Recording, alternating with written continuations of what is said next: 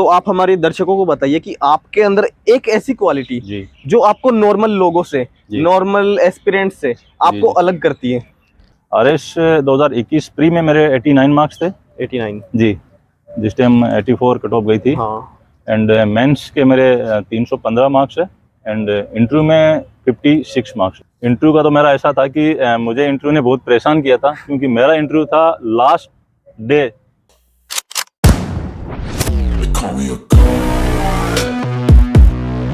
Hello everyone, this is RJ Mohit. स्वागत है आपका आज के इस नई वीडियो में। और ये आज का हमारा एक नया एक्सपीरियंस होने वाला है। हम ओपन में ये शूट कर रहे हैं। सो अभी हमारे साथ है आरएएस टॉपर 2021 के और हैं सब इंस्पेक्टर 2018 के, है ना सर?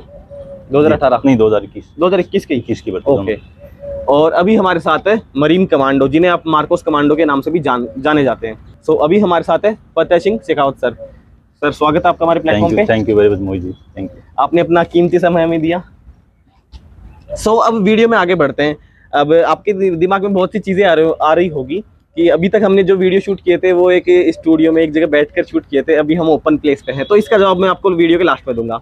और सर के अंदर ये जो 3 क्वालिटीज़ है, सर आरएएस टॉपर भी हैं, सब इंस्पेक्टर भी हैं और मरीन कमांडो, इन सब के बारे में आपको वीडियो में जानने को मिलेगा। अब वीडियो में आगे बढ़ते हैं सर के एक छोटे से इंट्रोडक्शन के साथ। Please sir. मेरा नाम फतेह सिंह शेखावत है। मैं बीकानेर से बिलोंग करता हूँ। स्कूलिंग मेरी बीकानेर ही हुई है। प्राइमरी एजुकेशन मेरी गांव में हुई थी, उसके बाद में की एजुकेशन मेरी बीकानेर हुई है। 12th करने के बाद में मैं बीएससी फर्स्ट ईयर कर रहा था बीकानेर से ही, और उसी दौरान मेरा नेवी में सिलेक्शन हो गया था। तो 2005 फरवरी में मैंने इंडियन नेवी ज्वाइन कर ली थी। उसके बाद 2008 में मैंने मरीन कमांडो, जो नेवी की स्पेशल फोर्स है, एलाइट फोर्स है, उसका पार्ट रहा हूँ मैं 2008 से लेकर एंड जब मैं फरवरी 2020 में रिटायर हुआ था। इन बिटवीन वहाँ सर्विस करने के दौरान ही मैंने वहाँ graduation and post graduation polity से वहाँ कंप्लीट किया। और उसके बाद में रिटायरमेंट के बाद में मैं सिविल सर्विसेज आरएस की तैयारी कर रहा था जयपुर में रह के ही। और इन बिटवीन साथ में सब इंस्पेक्टर जो भर्ती है वो भी आरएस एंड ये सब इंस्पेक्टर दोनों पैरेलल में चल रही थी। तो मेरा अभी दोनों में सिलेक्शन हो गया था। अभी सब इंस्पेक्टर की मेरी ट्रेनिंग चल रही है और आरएस के भी मेडिकल हो गए। महीने भर में हो सकता है ज्वाइनिंग आ जाए। ओके। तो सर पहले तो मैं जानना चाहूंगा आपकी जो जर्नी रही है मरीन कमांडो वाली। जी। आप उसके बारे में बताइए। लाइक आपने कितने साल जॉब किए? मैंने 15 ईयर्स। 15 ईयर्स जी। ओके।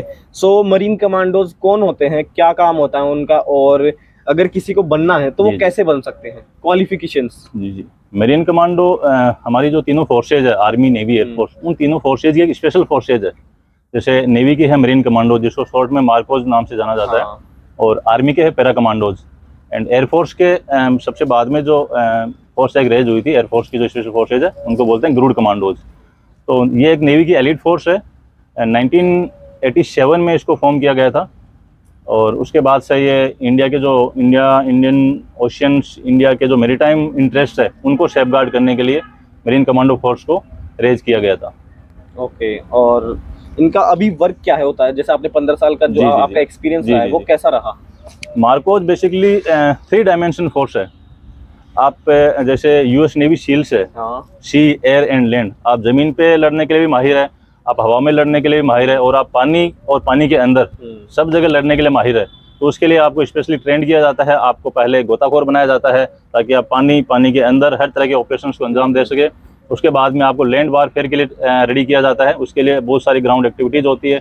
और उसके बाद में आपको आगरा में पैरा जंप कराया जाता है। तो वहाँ पे जंपिंग के बाद अभी आप 3 डायमेंशनल एक फोर्स हो, आप कहीं पे भी फाइटिंग करने के लिए कैपेबल हो। और किसी, जो आपने पूछा कि मार्कोज कैसे बन सकते हैं, जो नेवी में भर्ती होने का, इनरोल होने का एक ही तरीका सबके लिए, उसके बाद में वॉलंटियर्स पूछे जाते हैं। तो हर साल में 2 कोर्स होते हैं। तो वॉलंटियर्स आते हैं, उनका स्क्रीनिंग होता है, सिलेक्शंस होता है, और उसमें से काफ़ी लोग आते हैं, जिसमें से छंट के बहुत हार्डली 15-20 लोग फाइनली बचते हैं जो पास आउट हो पाते हैं। जैसे हमारी क्लास थी तो हम सिर्फ 16 लोग पास आउट हुए थे 6 महीने में। पूरी नेवी से हम 150 लोग सेलेक्ट होके आए थे। वो ऑलरेडी सेलेक्ट होके आए थे, वो सारे करीम थे। उसमें से भी हम चढ़ते लास्ट में स्क्रीनिंग के बाद में हम सिर्फ 16 लोग फाइनली पास आउट हुए थे बस। तो आप हमारे दर्शकों को बताइए कि आपके अंदर एक ऐसी क्वालिटी जो आपको नॉर्मल लोगों से, नॉर्मल एस्पिरेंट से आपको अलग करती है। कई बार जो एस्पिरेंट्स होते हैं वो प्रेशर में आ जाते हैं, क्योंकि टाइम लगता है, टाइम टेकिंग जर्नी है आरएस की। तो प्रेशर में आ जाते हैं। स्टार्टिंग में तो जोश रहता है 2, 4, 5, 6 महीने में कि हम ये कर देंगे, लेकिन उसके बाद में धीरे धीरे वो लूज हो जाते हैं। यहाँ मेरे को लगता है कि मैं वो प्रेशर फील नहीं करता हूँ। मुझे कभी वो प्रेशर फील नहीं हुआ कि ठीक है चल रहा है, उस जर्नी को एंजॉय करता रहा। तो वो जो वहाँ जो बता रहे हो कि वो मुझे डिफरेंट करती है, हाँ। उस वजह से कि मेरे को कभी मैंने प्रेशर फील नहीं किया।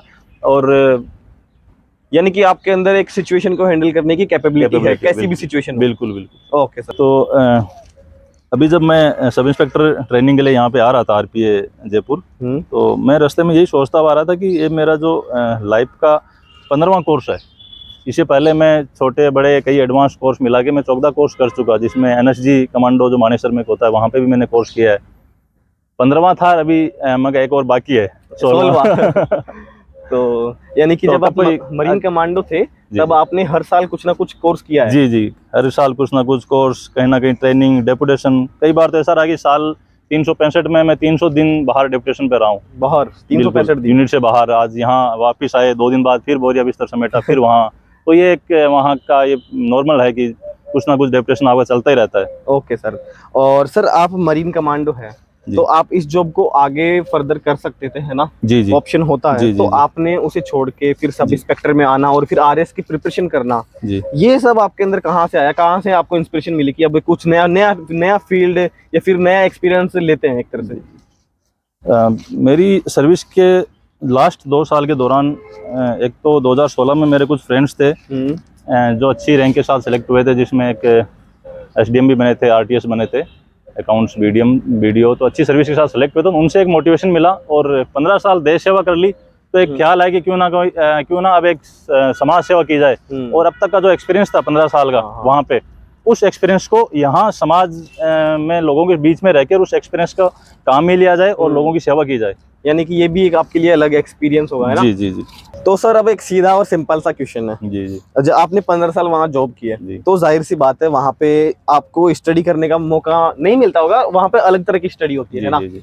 सो 15 साल के बाद आपने स्टडी की, सब इंस्पेक्टर की जॉब भी लग गए और आरएस में भी लग गए जी। तो आपने कैसे स्टडी की? आप अपनी थोड़ा स्ट्रेटेजी को बताया, आपने कैसे सब सब्जेक्ट्स को कवर किया? आपको प्रॉब्लम तो आई होगी ना, क्योंकि 15 साल की स्टडी गैप के बाद वापस पढ़ना ये अलग रूटीन है एक तरह से। तो आप इसके बारे में बताएं। हाँ, आप सही बोल रहे हो कि वहाँ जिस कैडर में मैं रहा हूँ वहाँ पढ़ाई का ज़्यादा हमें टाइम नहीं मिलता था। और जो लास्ट में जब मेरे ख्याल आया कि हाँ मुझे आरएस बनना है, तो उससे साल भर पहले मैंने थोड़ा थोड़ा पढ़ाई स्टार्ट किया था वहाँ पे। और बाकी पढ़ाई रिटायरमेंट के बाद में यहीं आके मैंने जयपुर में आके स्टार्ट किया। और मेरे साथ एक और ये हुआ कि मैं Feb 20 में रिटायर हुआ और मार्च में पूरे देश में लॉकडाउन लग गया था अगले ही महीने।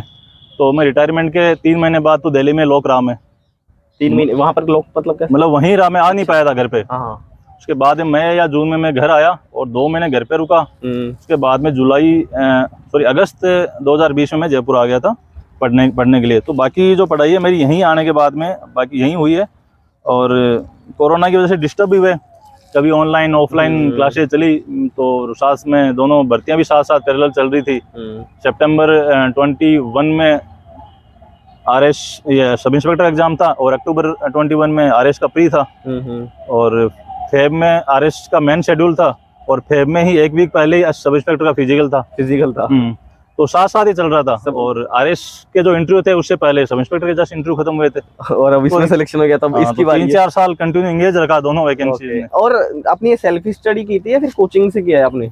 मैंने कोचिंग की हेल्प ली थी। यहाँ जयपुर में मैंने स्प्रिंग बोर्ड एकेडमी ज्वाइन की थी और वही मेरा ऑनलाइन ऑफलाइन मिक्स चला वहीं से। जी जी। क्योंकि एक गैप होने के बाद में थोड़ा गाइडेंस एंड वो जरूरी हो जाता, उस वजह से मेरे को कोचिंग का सहारा लेना पड़ा। ओके सर, पहले आप अपना जो एसआई का स्कोर है थोड़ा वो बताइए। सब इंस्पेक्टर मेरे रिटर्न में थे 280 जी, एंड फिजिकल में मेरे 100 मार्क्स थे और इंटरव्यू में मेरे मार्क्स थे 28। और इनमें रिक्वायरमेंट कितनी होती है मिनिमम?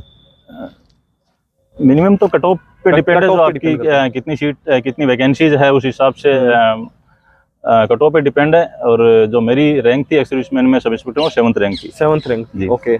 और अब आप आरएस 2021 में आपके प्री के मार्क्स, मेंस के मार्क्स और इंटरव्यू के मार्क्स? जी, आरएस 2021 प्री में मेरे 89 मार्क्स थे। 89 जी, जिस टाइम 84 कट ऑफ गई थी। एंड मेंस के मेरे 315 मार्क्स है एंड इंटरव्यू में 56 मार्क्स है। 56 मार्क्स है इंटरव्यू के अच्छे हैं और 315। और कट ऑफ कितनी गई थी? कट ऑफ हमारी गई थी 265 265 और वैसे जो और जनरल की गई थी 314 314। जी। फिर भी आप जनरल, आपने जनरल भी हाँ क्वालिफाई कर ऑलमोस्ट, लिया। हाँ क्लियर कर तो दिया था, कोई पहुंच ऐसा गया नहीं था। बोल सकता कि आप एक्स सर्विस मैन है तो आपने वो होता ना कि रिजर्वेशन वगैरह उससे आए हैं, हाँ ऐसा नहीं, कुछ? मेरा सब इंस्पेक्टर भी ऑलमोस्ट जनरल के पास ही क्लियर हुआ है। हाँ। एंड आरएस का जो प्री था वो भी मैंने जनरल से क्लियर किया था। ओके, और अभी आपकी एज क्या होगी?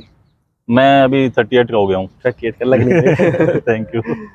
और आपका इंटरव्यू का एक्सपीरियंस कैसा था? वहां पर आपसे किस रिगार्डिंग क्वेश्चन पूछे गए थे? आपकी जॉब के रिगार्डिंग पूछे गए होंगे, हाँ जी। तो आप वो इन- एक्सपीरियंस बताएं। इंटरव्यू का तो मेरा ऐसा था कि मुझे इंटरव्यू ने बहुत परेशान किया था, क्योंकि मेरा इंटरव्यू था last day last day of interview. Of interview. 4 महीने लगभग इंटरव्यू चले थे आरएस के, और मेरा 4 महीने में मैं स्टार्टिंग से वेट कर रहा हूँ, इस फेस में आएगा, इस फेस में आएगा, और मेरा आया था लास्ट फेस में भी लास्ट डे 17 नवंबर को, जिस दिन रात को रिजल्ट आया था उसी दिन मेरा इंटरव्यू था। उसी दिन था? उसी दिन सेम डे। तो मेरे को बहुत इंतजार करवाया इंटरव्यू ने। तो मेरी 2023 यूँ समझ लो कि पूरी इंटरव्यू में ही गई है, क्योंकि पहले स्टार्टिंग जैन या फेब में इसके सब इंस्पेक्टर के इंटरव्यू स्टार्ट हो गए थे, उसमें मेरा 6th फेस में इंटरव्यू था, उसमें भी तो वो मेरे वहाँ मैंने वेट किया। उसके बाद में 4 महीने ये चले तो ये वेट करता, तो 2023 पूरी मेरी इंटरव्यू में चली गई। तो अच्छा रहा, लास्ट डे था, तो एक पॉजिटिविटी ये थी कि लास्ट डे है, तो हो सकता है उनको भी एक ये रहे रहम कि लास्ट डे इतना इंतजार किया है तो कुछ अच्छा देके जाएं। अच्छा देके जाते हैं। और एक ये था कि